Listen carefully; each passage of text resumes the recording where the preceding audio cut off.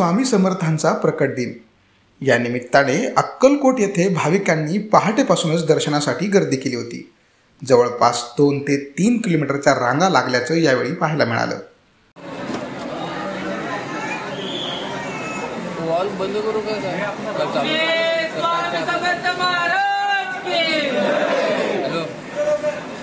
दरम्यान स्वामी समर्थ महाराजांच्या गाभाऱ्यात आकर्षक अशी रंगीबेरंगी फुले, फळांची सजावट करण्यात आली होती।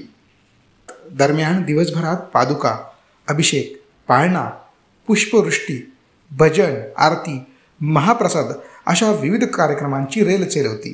आज स्वामींचा प्रकट दिन, त्या निमित्तानं आम्ही सातारहून आलेलो आहोत स्वामींच्या दर्शनासाठी। काय मागणार आहे आज स्वामींकडे? काय लवकरात लवकर कामाला लागून लग्न व्हावं, दुसरं काय।